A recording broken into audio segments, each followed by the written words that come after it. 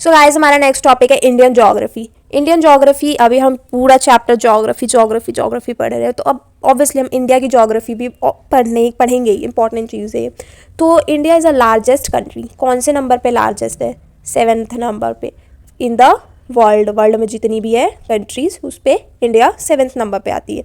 Stretches the snow capped Himalayas, मतलब इधर north में हिमालय है, कोस्टल विलेज ऑफ साउथ, इधर कोस्टल विलेजेस हैं, देन फिर डेजर्ट इन वेस्ट, डेजर्ट है, एंड ईस्ट में क्या है? ब्रह्मपुत्र वैली इन ईस्ट, ये साउथ वेस्ट ऐसे ऐसे करके भी कोस्ट है, साउथ वेस्ट कोस्ट।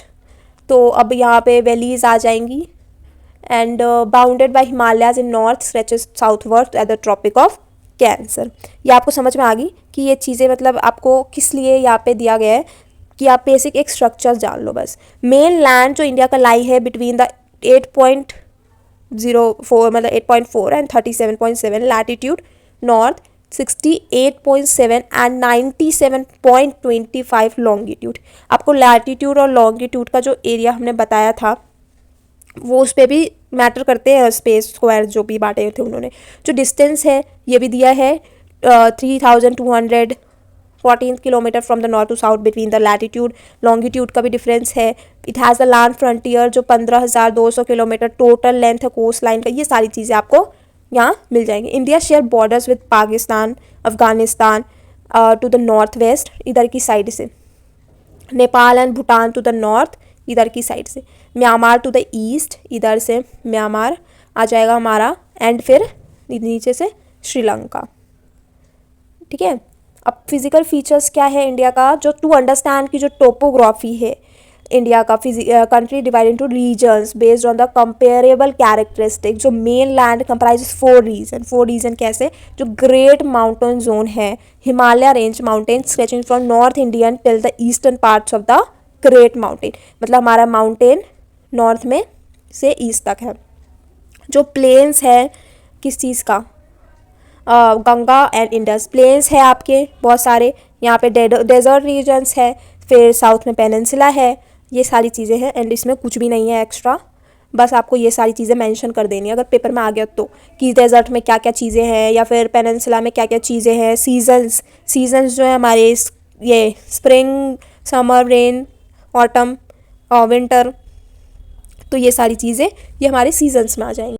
हमारा ये सेकेंड लास्ट हो जाता है मॉनसून सीज़न, जो कि इंडिया का एक बून नहीं, जब मतलब is not a just a boon for farmers but also talking a point among the tourist. मतलब अगर मानसून का जो सीज़न होता है, जैसे हम कहते हैं ना कि फार्मर्स के लिए बहुत ज़्यादा हेल्पफुल रहता है, वो तो रहता ही रहता है, लेकिन जो टूरिस्ट होता है उनके लिए भी पॉइंटिंग वाला चीज़ है, क्योंकि मानसून के टाइम पे जो इन्वायरमेंट हमारा इतना प्यारा सा हो जाता है, जो ग्रीनरी होती है साइड ड्यूरिंग द मानसून, या फिर apart from the other countries. जो मानसून है डायरेक्शन एंड नेम्स, जो नॉर्थ ईस्ट का मानसून है commonly known as winter monsoon blow from the land to sea, वे the south west monsoon known as summer monsoon blows from the sea to land. ऐसे ऐसे करके जो monsoon जहाँ से जैसे चलता है इंडियन ओशन की तरफ, या फिर अरेबियन सी, या फिर बे ऑफ बंगाल ले लो, या फिर साउथ वेस्ट मानसून ले लो, bring most of the rainfall during the year of the country. The physical location of the India is such as the access to all the natural beauty, whether it is a great Himalaya मान लो, या फिर river system, forest, plateaus वगैरह, पेनिनसुलाज, या फिर बीच, ये सारी चीज़ें ले लो,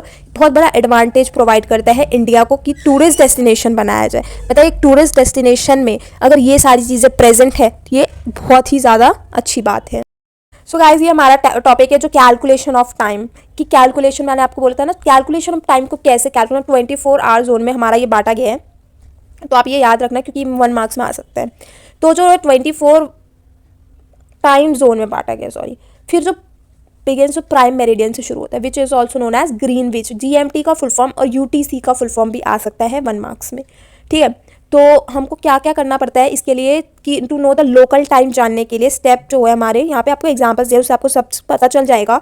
GMT जानने के लिए, या फिर यूनिवर्सल टाइम कोऑर्डिनेट, एक ही चीज़ है, जानने के लिए हमको क्या करना होता है, लोकल टाइम जानने के लिए हमको पहले तो ये GMT निकालना पड़ता है।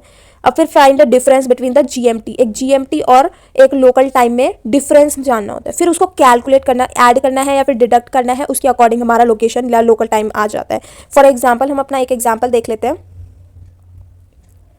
हाँ, लोकल टाइम है दिल्ली का, कि लोकल टाइम निकालना है, जो GMT है 12 आवर्स, GMT इज 12 आवर्स। 20 फिर फाइंड करना है हमको local time of Delhi. We should know the time difference from GMT। Indian standard time आपका एक टाइम दिया होता है कि इंडियन स्टैंडर्ड टाइम क्या होता है, या फिर उसमें GMT में या उसमें कितना ऐड करना है, तो ये चीज़ आपको पहले से प्रोवाइड की जाएंगी। तो जैसे आपका इंडियन स्टैंडर्ड टाइम इतना है और फिर उसमें इतना प्लस करना आपको GMT में, इंडियन स्टैंडर्ड टाइम इतना है उसको आपको GMT में प्लस करना है, उसके बाद आपको लोकल टाइम पता चल जाएगी। जैसे 12 है, 12 प्लस करके 5 इतना, तो दिल्ली में लोकल टाइम आपका 5:30 बजे बजेंगे। तो ऐसे ही निकालना होता है आपको। जैसे लोकल टाइम दिया है तो यहाँ पे भी सिर्फ सेम है, 12 आवर्स है, ठीक है। फिर फाइन लोकल कैसे ढूंढोगे कि जो स्टैंडर्ड टाइम है 5 आवर्स बिहाइंड GMT, मतलब आपको ये जो स्टैंडर्ड टाइम दे रखा होगा पेपर में पहले से ही, इसका ये मत मानना कि यहीं पर है तो हमें ऐसे ही बोल रहे हैं, ऐसा कुछ नहीं, ये आपको दे रखा होगा। तो आपको क्या करना है, बिहाइंड और इधर का भी दे रखा होगा, ठीक है। तो उसमें भी आपको क्या करना है, फिर माइनस कर देना है 12 आवर में से इतने को, तो आपका ये 7 o'clock बन जाएगा। तो ये चीज़ें आपके पेपर में आती हैं एंड आएंगी। इस वाले टॉपिक में बस यही टाइम कैलकुलेशन था। हाँ, तो हम लास्ट में हमारा समरी आ जाता है कि इस यूनिट में हमने क्या क्या ओवरव्यू, सिग्निफिकेंस मतलब ज्योग्राफी जो है,